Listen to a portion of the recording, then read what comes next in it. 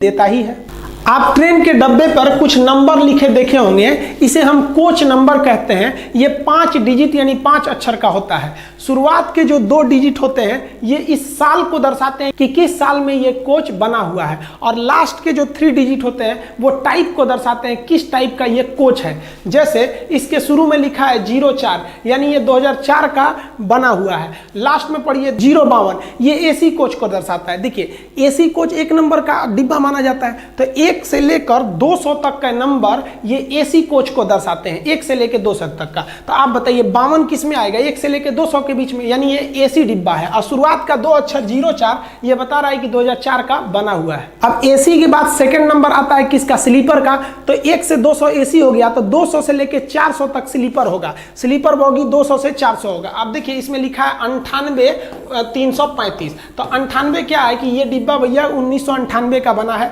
335 तो ये 200 से 400 के बीच में आएगा। ये कौन सा है? तो स्लीपर को ये दर्शा रहा है। अब स्लीपर के बाद आता है आपका जनरल। तो जनरल कहां से होगा? तो भाई 1 से 200 एसी हो गया, 200 से 400 स्लीपर हो गया, तो 400 से लेकर 600 के बीच में आपका जनरल डिब्बा आ जाएगा। आप यहां पर ये लिखा है, हम यहां बड़ा लिख देते हैं 12429। तो ये कब का बना है? 2012 का। 429 देखिए 400 से लेकर 600 के बीच में आएगा, अतः ये जनरल डिब्बा है। जनरल डिब्बे की 2 और पहचान आपको बता दी है कि आपके दरवाजे इसमें कितने दिखाई देंगे?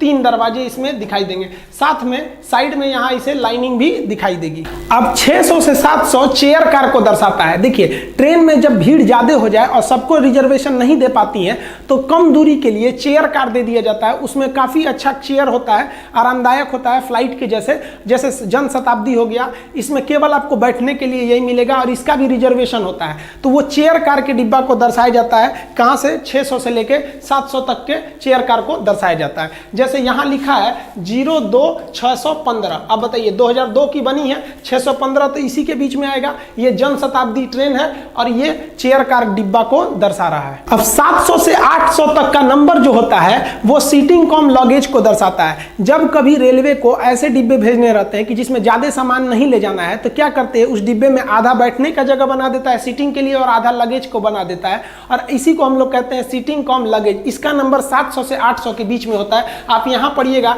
लिखा है 08701। तो आप बताइए 701 तो 700 और 800 के बीच में ही आएगा, अतः यह सीटिंग कम लगेज है। आधा जो लगेज होगा और आधा में आदमी बैठेंगे। तो इसको जनरली रेलवे क्या करती है कि इसको विकलांग श्रेणी में डाल देती है, क्योंकि हैंडीकैप की संख्या कम होती है तो उनको इसी में डाल देती है कि भाई आप इसमें सेफ रहिए। तो ये आप इसको पहचान सकते हैं, ये 2008 का है।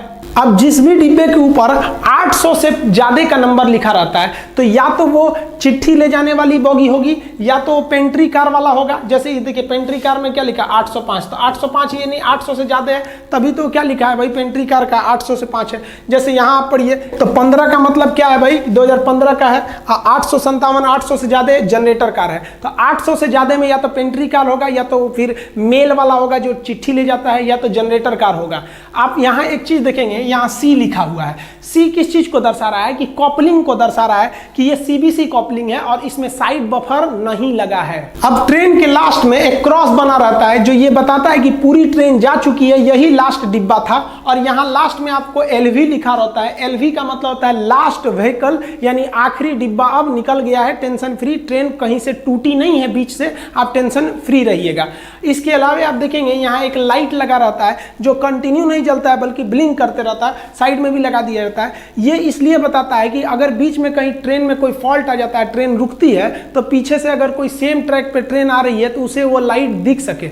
अब ये लाइट को एनर्जी कहाँ से मिलती है? तो बैटरी से